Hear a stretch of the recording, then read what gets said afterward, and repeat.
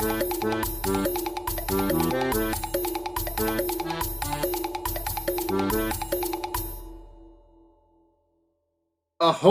mateys! We're still figuring out the opening of DohMance Dawn. I'm Luke. And I'm Janine. I have bad ideas, like the one for this podcast. I'm somehow still alive, and I enjoy The Simpsons and One Piece. And I have seen The Simpsons and am watching One Piece for the first time. If you didn't listen to the first episode, the basic premise is we are coming up with a Simpsons One Piece mashup with a few rules, but typically we're doing a recap of One Piece, and as we go along, we are assigning characters, and we're kind of seeing how it shakes out. I'm mostly caught up on One Piece, and Janine, as she said, is saying it for the first time. Also, I use he, him, sometimes they, them pronouns. Oh, and I'm she, they over here. Hell yeah. But yeah, we are back for our second episode. I did want to start off with some things that I wanted to call doments, or I've got the button. Mints. And something else they called Spirit of the Stairs, because while I was editing the first episode, I did notice that I made a blunder, which was I said that Treehouse of Horror 10 was uh, the first episode of season 11. It was actually the fourth episode of season 11. So that's on me. That one did that one seem hot lower pitched to you somehow? I don't know, like musically, I kind of liked it. Yeah, like that one was higher, but nope, that was the same one. Weird. Do you want to go for like a few times just to. I'm pretty sure that our listeners would really love that. Yeah.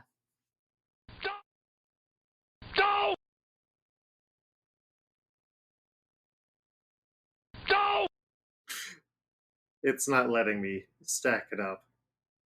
Oh no, and then I accidentally deleted the oh no, he's hot button. So, things are going well. And then Spirit of the Stairs is kind of something that I was like, you ever realize like when you're like hours later when you come up with like the great comment that you should have said in response to someone, or like the better idea you wish you could have had? I my mind between the first episode and this one was like, who would have made a better Helmeppo and Axan Morgan that wouldn't have cost us Chief Wiggum necessarily? Gavin and his mom on The Simpsons. From the episode where Bart tries to steal a copy of Bone Storm. All right. But for everybody else who might not remember those two characters, if you could be able to. Oh, Gavin is a bratty kid, is a bratty rich kid, and his mom is very much like a 90s rich mom. Like she wears a baseball hat and a ponytail that goes through the back. And Gavin wants a copy of Bone Storm, but he doesn't want to have to share a copy of the game with his sister, who is not pictured. And his mom is just dismissively like, yes, Gavin. Very small characters, but I mean, that's kind of what we end up working with here. But yeah, so for this week, we are covering, or so for this episode, we are covering episodes 4 through 8 of One Piece, which is Luffy's past. The red-haired Shanks appears. And then do you want to read the second one? We'll just read on and off. Sure. Hang on. I'm opening up the document right now so I can be able to sing along. Mm-hmm. That's where editing comes in handy. Fear, mysterious power, pirate clown Captain Buggy. I did not do vocal warm-ups. Beef A5 fum fum fum fum fum. Red leather, yellow leather. How now, brown cow? Watermelon, watermelon, watermelon, watermelon, watermelon, watermelon. Whether the weather be Desperate. cold, whether the weather be hot, we'll be together whatever the weather, whether we like it or not. Oh, I'm getting married in the morning. Oh, I'm getting married at 9. Oh, I'm getting married in the morning. So get me to the church on time. I think we're perfect now. Mhm. Desperate situation. Beast Tamer Moji vs. Luffy. Grand duel. Zoro the swordsman versus Kabaji the acrobat. Who will win? Showdown between the true powers of the devil fruit. You gotta love these titles.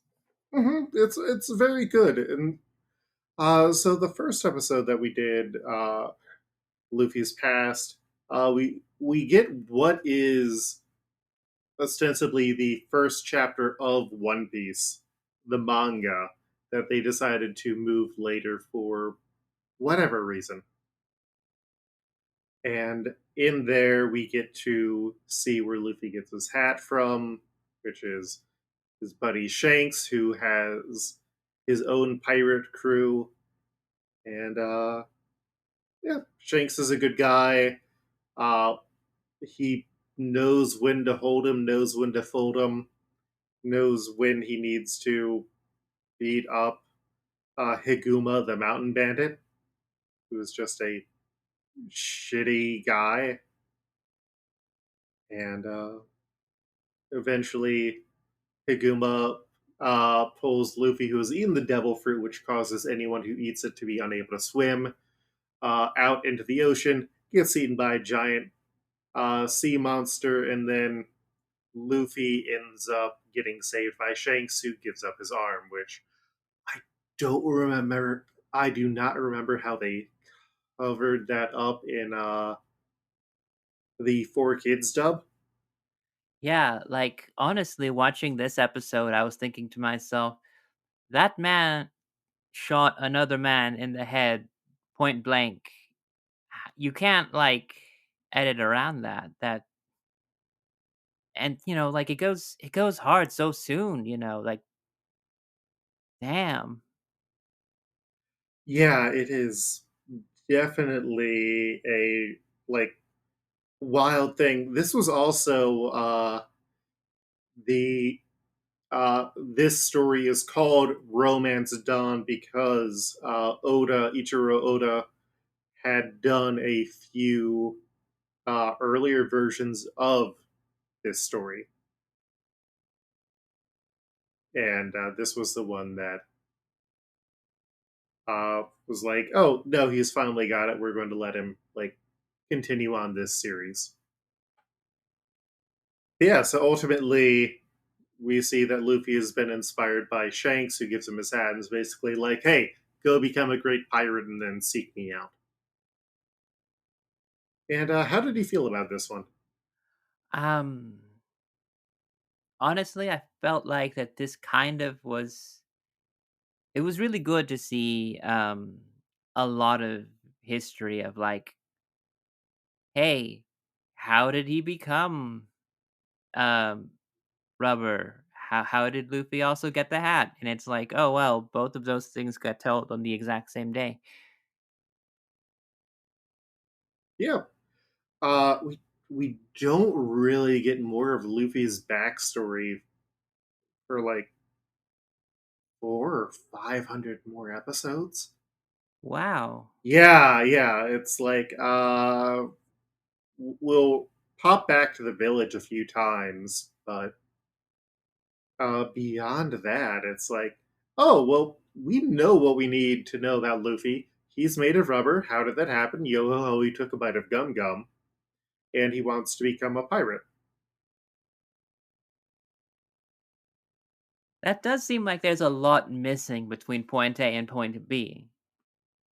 Because we don't like he gets his rubber powers when he's like 10 or something, and then we like run into him when he's like at least, I mean, still pretty young, but at least like 8 or 10 more years later. Like, come on, there's missing time there. Hmm. I mean, I'm not like one of the people who needs to have like everything colored out, but I mean, that seems like a lot to just kind of put on the back burner for several hundred episodes. Yeah, he is 7 when we first, or well, no, he's 7 in the earlier. He's 7 in the very first flashback, so we aren't there yet. But yeah, Luffy, you know, doesn't get a lot of definition, but I mean, he's kind of like a shonen hero in a way where you just need to know what drives him. And yeah, this is like a big moment for him. And then the second batch of episodes are all pretty much one story where the entire crew ends up in a small town called Orange Town, where Pirate Captain Buggy has taken over it. Luffy runs into Nami, who is trying to steal Buggy's treasure because she hates pirates. And Luffy ends up fighting various foes alongside Zoro, ends up trying to save a pet shop and a dog that is technically the owner of the pet shop. Fights Buggy, who has the power to split himself into pieces with the Chop Chop fruit, and ultimately they win. That's like a very bad summary of it, but that's mostly what you need to know. I have a feeling if people are coming over to this podcast, they've either already seen One Piece or don't really need us to go over the events because we're not really like a watch and recap podcast. There are many of those specifically for like One Piece that are just ready and good to go for you. Yeah, or like if you have Netflix or if you want to just stream it legally on like Funimation, there's lots of ways that you can watch the show legally or illegally. It's up to you. It's on Pluto TV for free with ads though. But like at least the first season and like a good amount of like stuff on there is like free for you to watch. When I was but a small youngin' myself, I couldn't have dreamt of a world where you could watch free anime on the internet. And now your dreams, all your hopes and dreams are true. I do also want to say I remember trying to get into the anime like a few years. No, it's close to like a decade back, maybe. Oh no, I'm old now. Uh, but just I do like the very watercolor painted style that they have for all the backgrounds in the show at this point. So I believe in eventually they just go into more of a full digital, but it's very nice and has a storybook feel to it. I've also got to say that like after watching this block of episodes, I was like, well, damn, if this thing doesn't have any if this, project we're doing right now doesn't have a lot of longevity and probably, doesn't go very far, I'm probably still going to stick with the series because um the story with like Chow Chow, the dog, like that got me. That was like, damn. Oh I mean, yeah. I'm a dog person. I have a dog. I'm part dog on my mother's side. That's kind of like a little bit of a lower drop for you there. Um, but like just the concept that they went so hard, like they could have easily like so many other places before, like probably like in the past few episodes before, like just yeah, yeah, like in the last couple of episodes we watched, it was just like doing what they could to protect a kid that was like getting in danger, but now it's just like a dog, and that's like I don't know. I felt a little bit much more like closer linked to the backstory that they gave for the dog Hmm. more than the kid because I guess it was kind of also giving me flashbacks to that Futurama episode. Oh yeah, yeah. I don't even Jurassic have Park. to. Yeah, like I don't even have to like really like think of the parallels that much. But like just that Hachiko dog that will wait for you long after you're gone. That kind of concept, and like, what if the thing that they were waiting by, the thing that they were protecting for you, was gone as well? Like, how far would you go as a stranger to avenge that dog? Well, and then what is your treasure? What matters to you? Because, yeah, no, it. Oda really understands how to like put people over and how to like draw the audience in. So yeah, I'm probably hooked on this thing now. I'm in it. I don't know. Do One Piece fans have like a name for themselves? I hope not. God. I don't think so because fandom is awful at times. It is. Uh, but if you are enjoying the podcast so far, we I did go and put together a Twitter, so you can go and follow us at DohMance DohMance, and get updates that way. But now we're here to the meat of the episode, which is assigning our characters. So we have a list of about 20 characters who first appeared. Some of these I feel like we are going to be ready to assign. Some of them I feel like you're not going to necessarily be like, I still don't know about them. Are they super important or anything? And then I'll try and give you my best suggestion.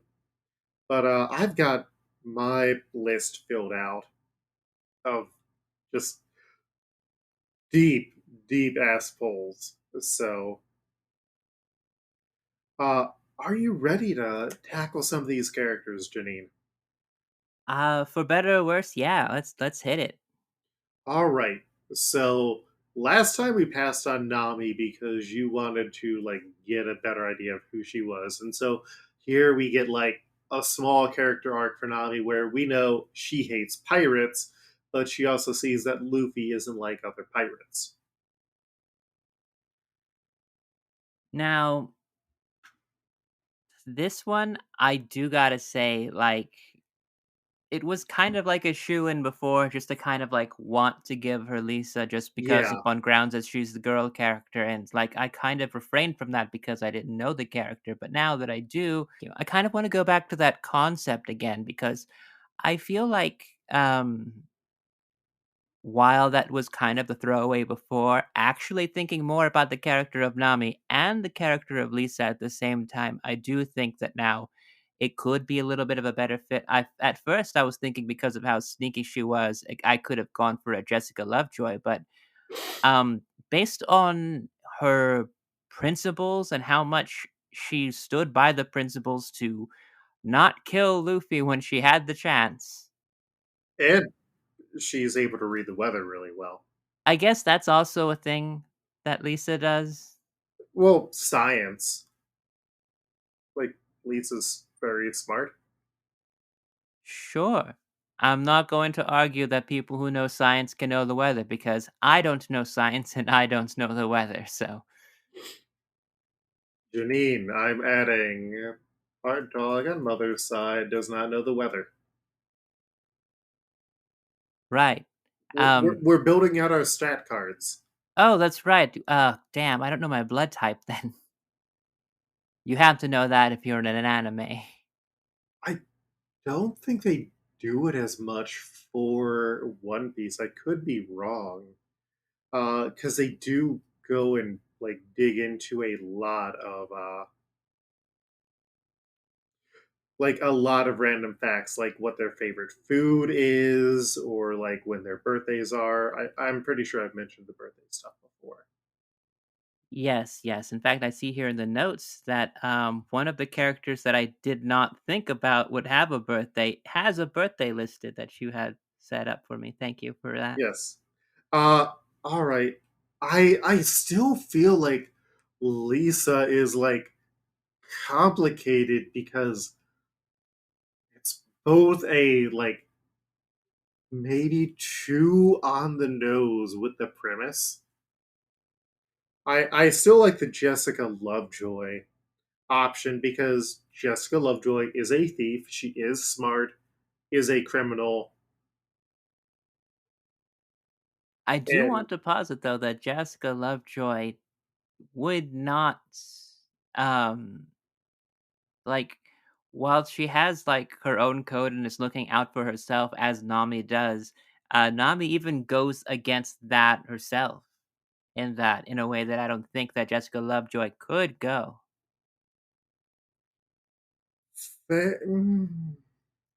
You know what? fair. Hmm. If you're not wanting to jump on that just yet,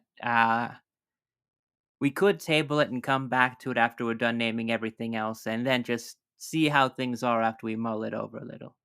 All right, yeah, let's do that. Up next we have the tightrope walking Funan Bros. They are a trio of pirates whose boat is stolen. Initially by Nami, and then they are rescued by Luffy and Zoro, and then when they try and take the boat, they realize that Zoro, the famed pirate hunter, is on that boat with them, and they have to step down. They just get their shit constantly handed to them.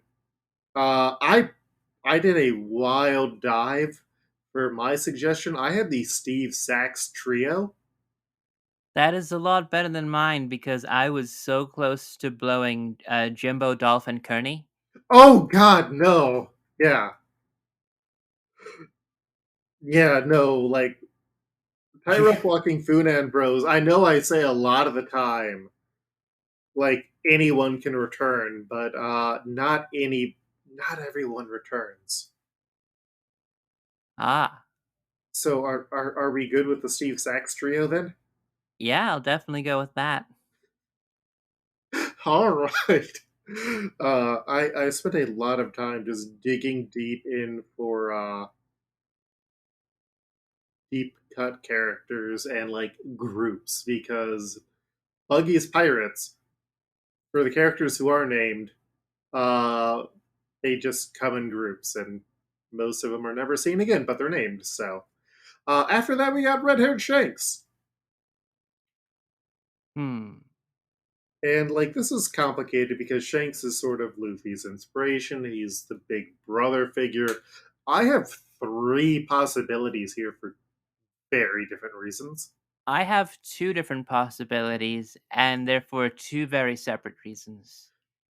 Do you want me to read one of mine and then you read one of yours and we go back and forth that way? Sure. My first one I wrote down is Herman Herman. He owns the military store and he is also missing an arm. I don't It's like that one. yeah, it's not a good one, but what's your first one? Otto. Interesting. Yes, Otto is one of the few adults, still kind of like a young adult that I guess as the series progresses does get older because the references that Otto uses does not change. Yeah. Um, which is kind of weird when you think about it because like when Otto first came out, like those references were still kind of new and then how the references don't really age at all. Hmm. Like it's like you do see the character, I guess, kind of aging, but never visually ever changing. So that's kind of like a weird thing now that's blowing my mind.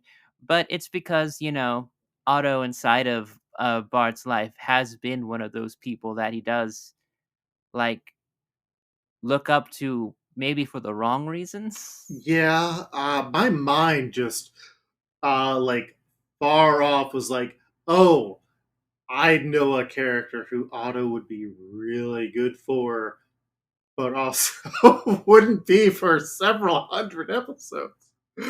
Uh, so if we don't use Otto before, then see you at Thriller Bark. My second one is Tom, who is Bart's big brother from the episode where Bart feels abandoned by Homer, so he signs up for the Big Brother program. And then Homer feels like Bart doesn't like him, so he adopts his own little brother. And Tom is a Phil Hartman character who is very cool, is a fighter pilot, and is just kind of the perfect Big Brother type. Amazing. I don't hate that. My next pick, and the last pick I have for Shanks Mhm. is kind of not that deep of a cut because everybody will remember when I say the episode title, but not when I say the name. Mr. Bergstrom from the episode Lisa's Substitute. Ooh, yes, famously played by Dustin Hoffman using a pseudonym Sam Ettick. Yeah, I felt like this character, while a larger inspiration to Lisa's character, the spirit of the character, the spirit of being an inspiration to go off and, do and be the best version of yourself, um, that Mr. Bergstrom did impart on all of the students, really, um, could be a good fill in for a Shanks like character. That, yeah, I feel like putting him in for a Luffy related character, though, is like a big emotional disservice in some ways. Are you ready for my wild ass third suggestion? I'm on the edge of my seat and ready for you to knock me the hell off of it. The master of ginger nighttime talk shows and former head writer for The Simpsons, Conan O'Brien. Oh my god. Because, both redheads. And also, Bart is a fan of Conan to some degree. To some degree, they both like restarted Krusty's career together, right? And also, when Bart was in the I Didn't Do It phase, he went on Conan's TV show.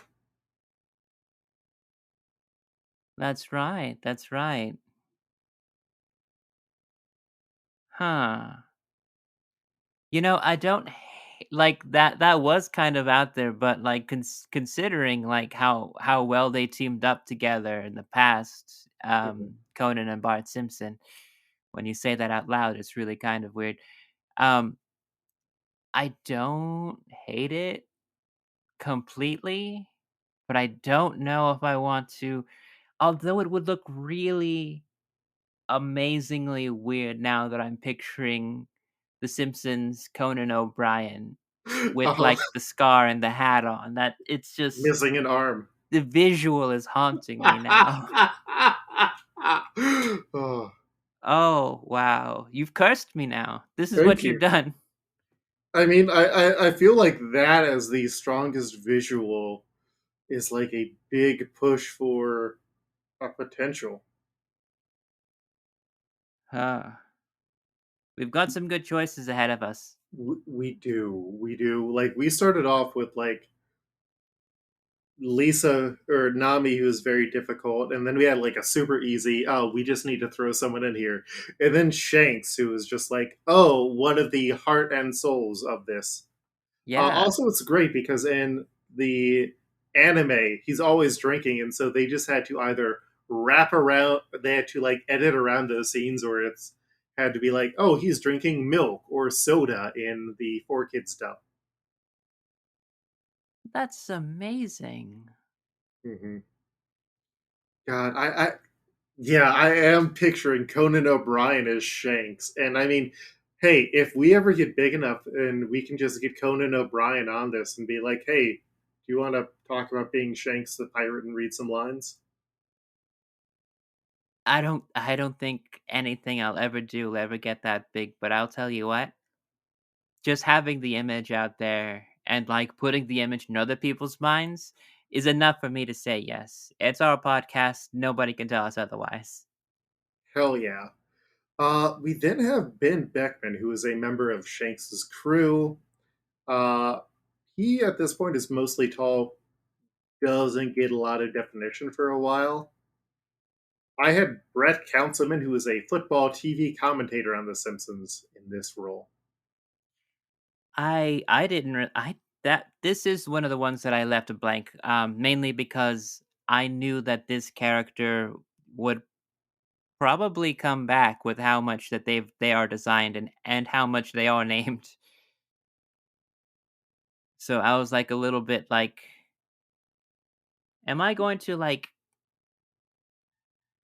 shoot my shot on this one and then like completely whiff out, you know? Hmm. So I won't twist your arm on that one. Mostly because like I don't know the importance that Ben Beckman has. Fair. So we're going with Brett Councilman. Sure. Brett Councilman, a character from the episode Lisa the Greek. Uh, Up next, we have Higuma, the mountain bandit, who has been a star of recent memes, where he just inexplicably returns and every current major villain is afraid of him. Uh, do you have a Higuma suggestion? I've I've got an oddball one that I think you're going to get like super jazzed over. I would love to hear it because I'll tell you I was going to blow another major one here with Snake Jailbird. Ooh, yeah. Uh, I can hear it in your voice. You already have your idea of where Snake could fit. not quite, but yeah, I feel like this would be a waste for Snake. No offense. No, my suggestion for Higuma the Mountain Bandit is Rupert Murdoch. The owner of Fox that we have seen. He has I'm trying to appeared. remember like how he appeared inside of The Simpsons, and I want to say that he had an eye patch. He has appeared a few times and has chosen to voice himself multiple times. One of them, he was in prison. Another time, Homer and his friends invaded. I believe it was the Super Bowl, but they didn't say Super Bowl, and they broke into his box. But also, I like the idea of just Rupert Murdoch being eaten by a giant sea serpent. I love that idea too. This is the second celebrity that you've chosen, and it's the third time that I've completely forgot that we could use celebrity appearances as characters. That we can. All right. So our Higuma the Mountain Bandit is Rupert Murdoch. Oh, after that, we have Lucky Roo, who's the guy who just eats meat and shoots a guy in the head. Well, to be honest, I did have either Homer or Kearney in this one, simply for just being big and like I think Kearney's had a few lines about eating before, but like I don't know. My suggestion was Nick number one, who doesn't flush bowling balls because there are two different Nicks in town who run bowling stores, and neither of them flush balls, but each of them thinks that the other flushes balls. What episode was that? That is the one where Marge, I believe, almost goes to prison, but instead they send her away to relax. Let me check. Nick number one. Uh, oh no, he is from when Flanders failed,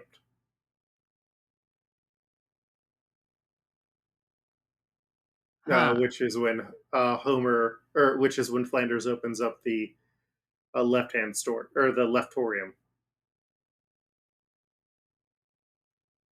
Interesting deep cut. Although I do want to ask, is this a deep cut? Is this a character that's going to be coming by? Are you lowballing a character that might be of importance later? Lucky Roo appears with the rest of Shanks's crew, but a lot of them just don't really do much. Ah, okay. After that, we have Yasop, who has his name on a headband and We're going to meet his boy soon. Who did you have for Yasop? I had one name down, and that's because like I kind of wanted to use a dad, and the Hmm. first dad that I thought about was Kirk Van Houten.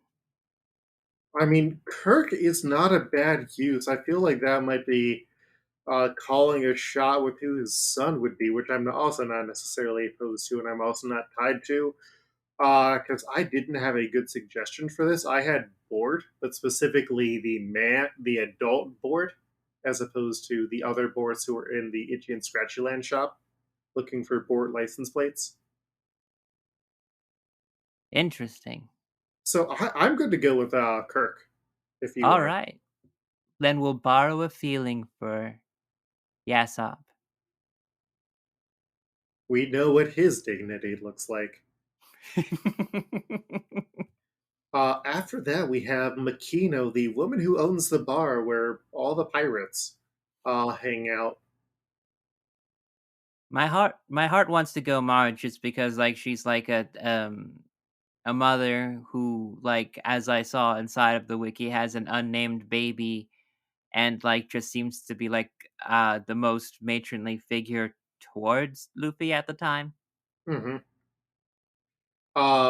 And I I also don't see like I don't to be honest, I don't really see like any other person that I would be like, "Oh, that's a Marge," you know? I just kind of like want to I'm not a Marge fan. wow, that's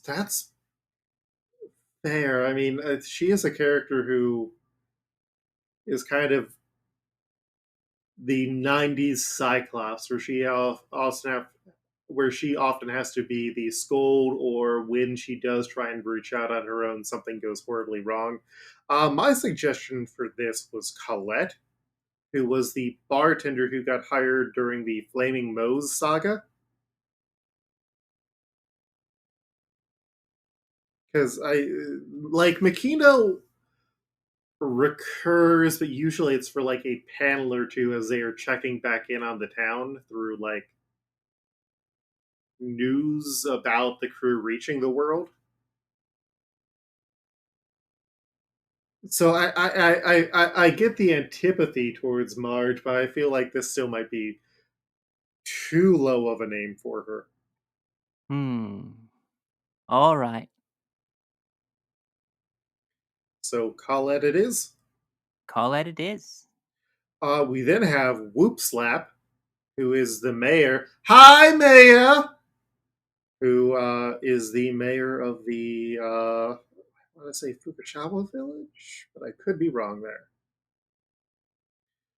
And my suggestion was just the American representative from Simpson Tide, which is the one where Homer joins the Navy and then almost starts a war with Russia and the rest of the world when he hijacks the nuclear submarine.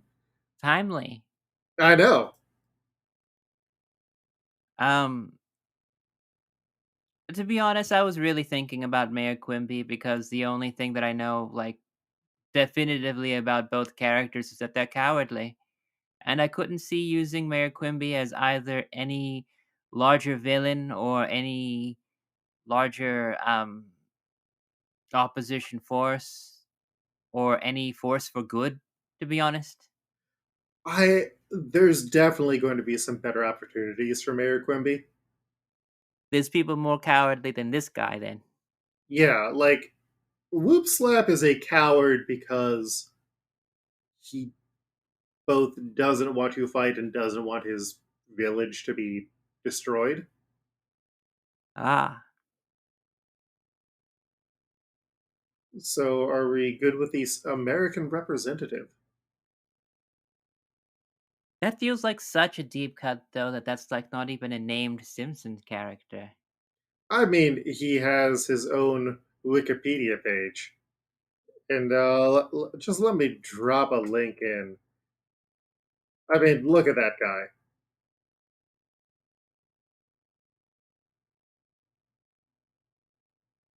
Mm, yeah, I guess I could kind of see it in that I don't like either of them. Uh, who did you have for Lord of the Coast, the sea monster that eats both Higumo, the mountain bandit, and Shanks's arm? I went with the Loch Ness monster. Me too. Like, there is no real other option for a giant monster. So it is very nice to have easy ones where we both agree. What did you have for Pinky, which is the giant bird who grabs Luffy when Luffy is like, hey, there's a bird, I'm going to grab it so we can eat it. And then the bird just ends up being larger than him. I had Mr. Burns' vulture. You know, the one that looks exactly like him. I had Spoons, the spoonbill from Mr. Burns' aviary. Hmm. I guess there's no reason why it couldn't be either. I mean, like we're just looking for like a random bird, and there is an entire um section for just birds inside of Birds. the. Yeah, that's basically what I looked for in order to try to find. Great minds think alike, Janine.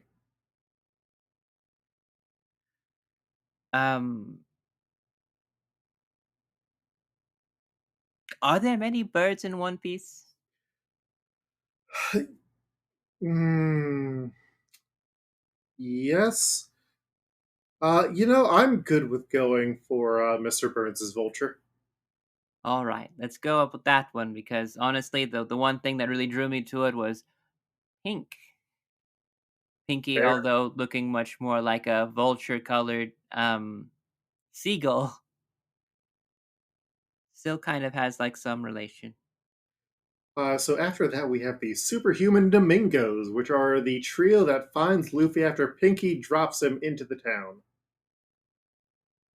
I did not have anything for them because honestly, I forgot about them pretty much instantly. I've got the Larry Davis Experience, which is one of the many bands that performs in The Simpsons. Well, you are very good at finding groups of throwaways, so I will take it. All right, so now we've got another hot one, which is Buggy the Clown, and there's a bad suggestion that I like when I mentioned the show. People were like, "Hey, I have a great idea for Buggy the Clown," and it's like, okay, but please do not send ideas to the show.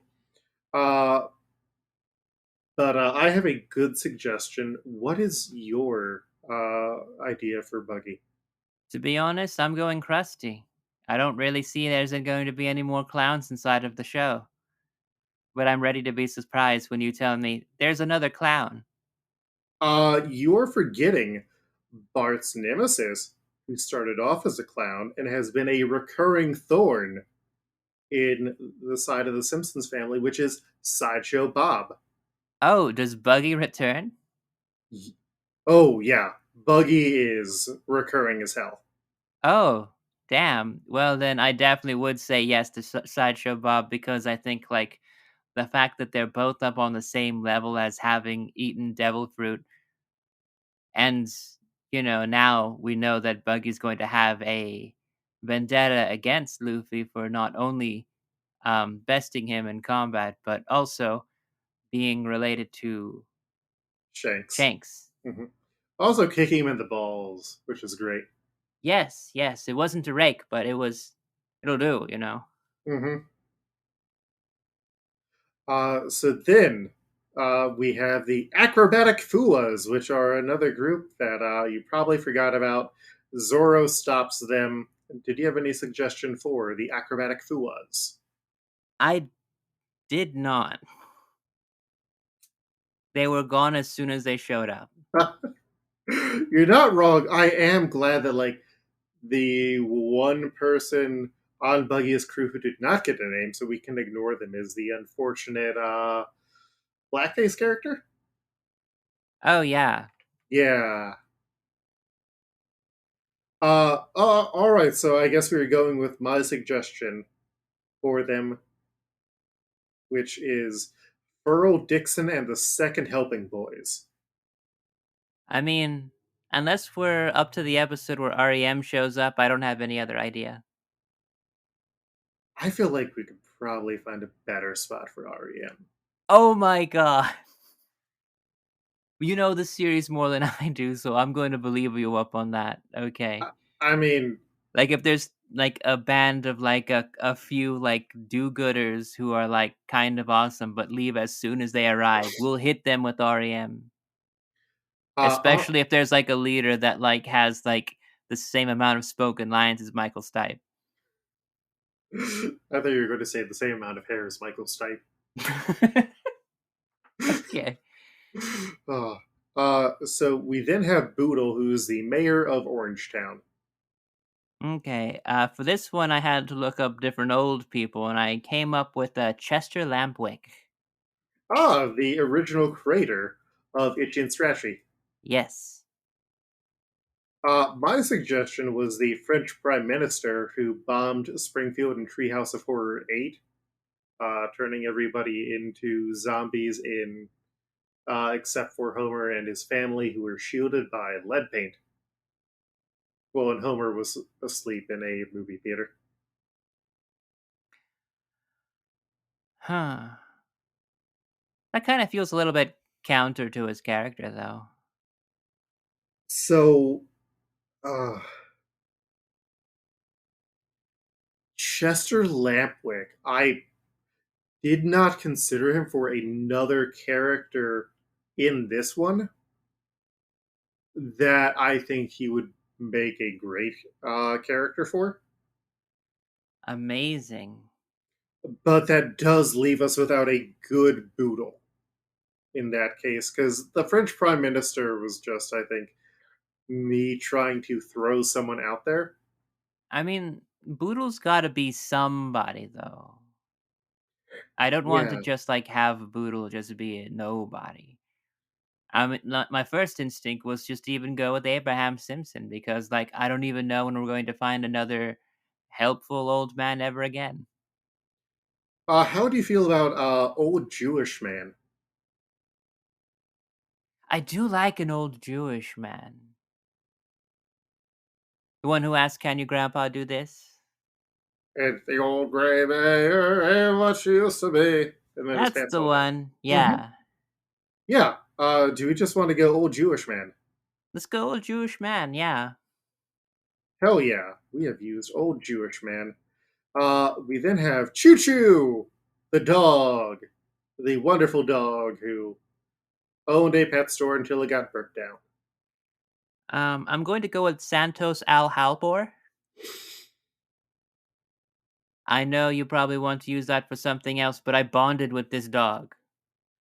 No, that's fair. I think that's better than mine, which was Geach the Smellhound from Brother from Another Series, who is Cletus's cousin's dog who gets coated in cement. And now, when you were saying Santa's Al Helper, are you referring specifically to Santa's Little Helper when he gets the credit card? Yes. So just standard Santa's Little Helper. Um, I mean, I guess if there's no distinction, I mostly just put down Santos Al Halbor because I kind of wanted to be a little spicy about the presentation. I will accept that. Yeah, no, I'm good with Santa's Little Helper slash Santa's L Helper being our choo choo. We then have Hawker, the guy who owned the pet food shop before he went to the hospital and never came back. That one I had a hard time doing because like for somebody who like canonically died and it was sad, the one that I kind of came close to was Bleeding Gums Murphy. And like I don't know if that's like the right fit. But that was my first instinct, and I do want to let that out because I know I've left some blank because like I did not have any other ideas. I did want to like throw out this one idea, even though I know it's probably gonna get shot down. Yeah, like, well, Bleeding Gums Murphy and Hawker are both defined by their death. I feel like it's too small of a role for Bleeding Gums Murphy, even though he's not necessarily a character who would be considered big or popular. Like the show even makes fun of calling him a popular character. My suggestion was the Springfield pet shop owner who claims to have the ability to mind meld with dogs, an ability that is shared only by him and the other employees at his store, which just fits more because it's pet food store and less personality. Hmm.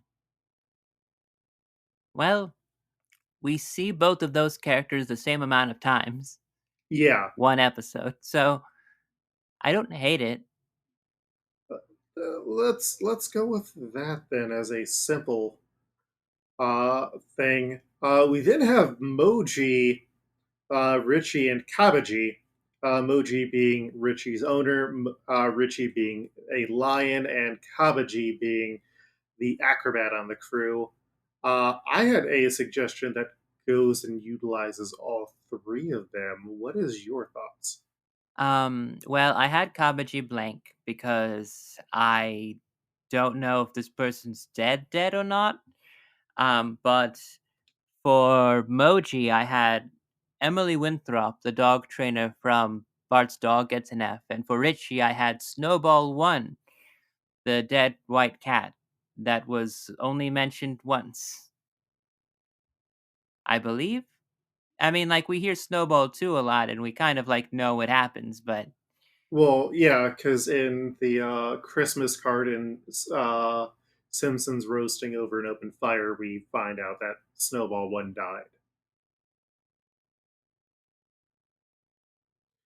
Do you want to hear my wild suggestion?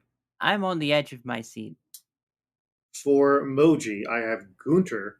For Kabaji, I have Ernst. And then for Richie, I have Anastasia, the white tiger. They are the kind of unfortunate Siegfried and Roy stand-ins who got mauled before actual Siegfried and Roy got mauled in real life. Wow. The terrible things they predict. Yeah, Huh. yeah. Yeah.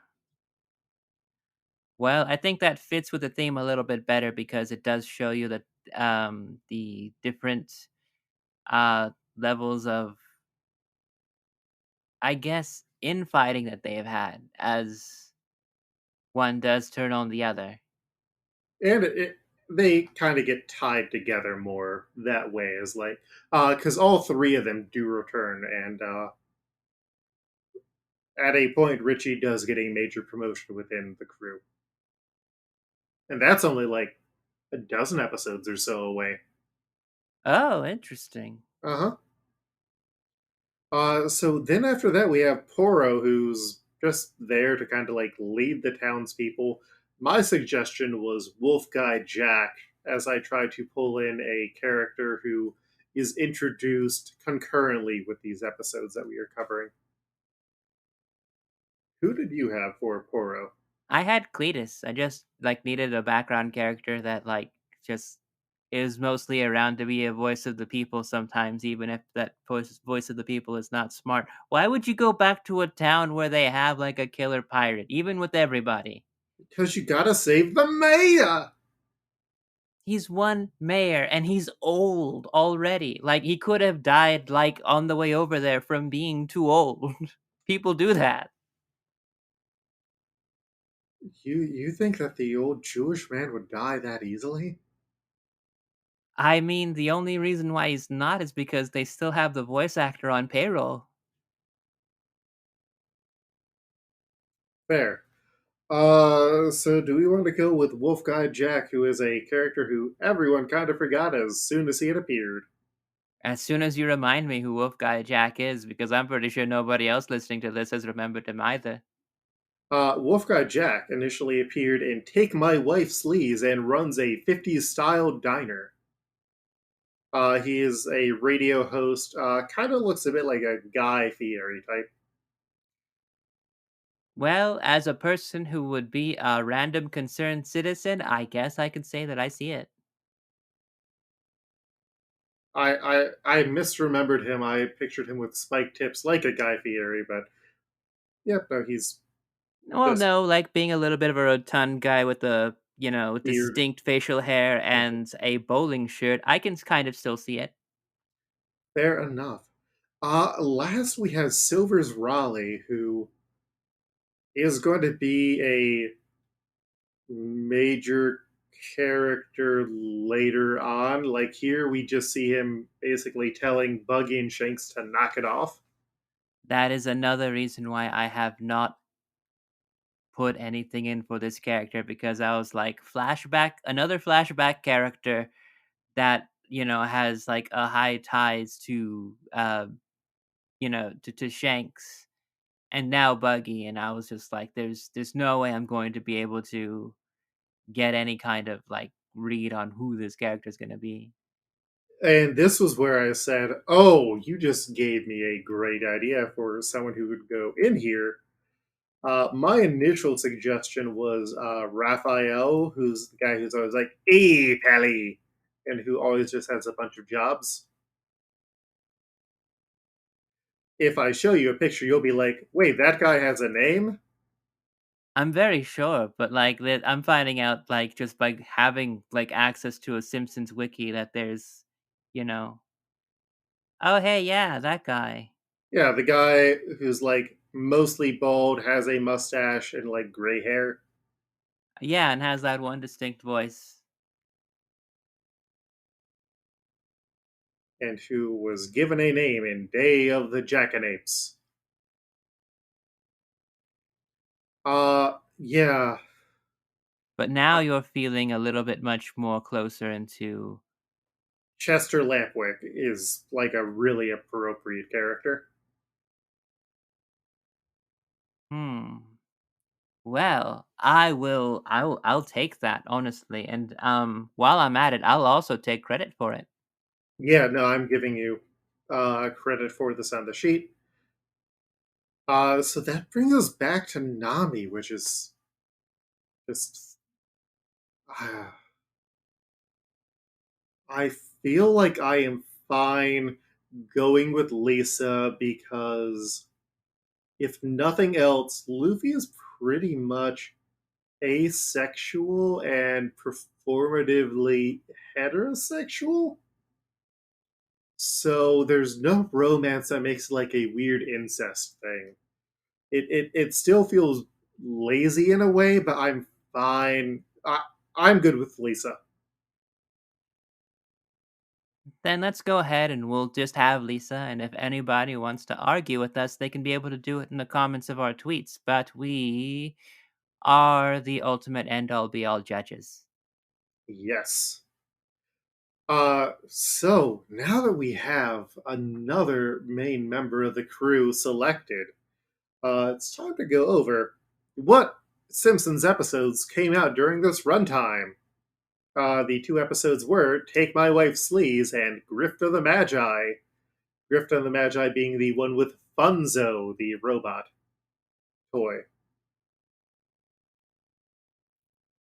Other characters who were introduced in these episodes include Meat Hook, Ramrod, actor Jay North, Beck, Patrick Ewing, Jim Hope, Gary Coleman, and Taya Leone.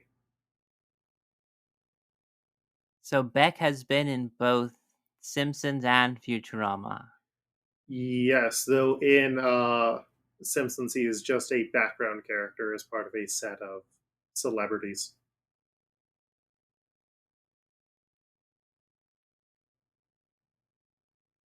All right, so Janine, next episode that we are doing, we're going to a brand new island. We are going to be picking up another cast member, and we're also going to be getting something that is going to be very important for the team. Do you know what? Do you want to guess what that is?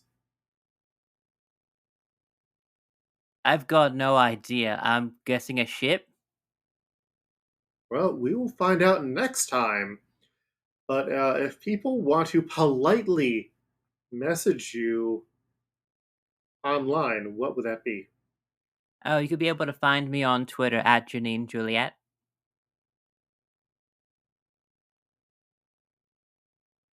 Am I anywhere else? I mean, what other shows are you doing if you want to plug those? Huh. Oh, that's right. We do plug those, don't we? Hmm. Then I'll go back from the top. You could find me on Twitter at Janine Juliet. You could also find me as the host of My Favorite Pokemon, a Pokemon podcast where I sit down and talk to a cool trainer. It is still kind of up on hiatus, but the episodes aren't going anywhere. If you want to go ahead, go back and listen to how people were talking about Pokemon before COVID happened. Yay! And if you want to find me online, you can find me on Twitter at Coltreg. That's KOLTREG, or you can find a bunch of my work at Lukeher, LUKEHERR.com, along with links to other podcasts. And this show, well, we have not officially split off into our own thing, does have a Twitter, like I mentioned, at DohMance on Twitter. That's DOHMANCE. Also, I wanted to give a shout out to two people who have been incredibly helpful for us this time. First, thanks to Bo Quiano, who did the awesome framing and logo design for the show. And then thank you to Colt Hoskins, who did the first cover, and I believe by this time, the cover for this second episode. If you're interested in doing covers or just doing redraws of this, make sure to tag us and like tag the account, and we will definitely share because yeah, no, this is a wild time. Next time, episode 3, going to another island, dealing with some more pirates, and if we get good numbers, we're gonna get picked up as our own thing. So thank you for listening to this episode. Anything else you want to add before we are done with this, Janine? God, I want to, but I really can't. Honestly, I feel like after doing the second episode of this, I am more proud of this work than I think we probably should be. It's a great, bad, simple premise. So, are you saying that you're on the cruise? Uh, I guess on the cruise or on the crew. I'm saying that we are on the cruise. We are.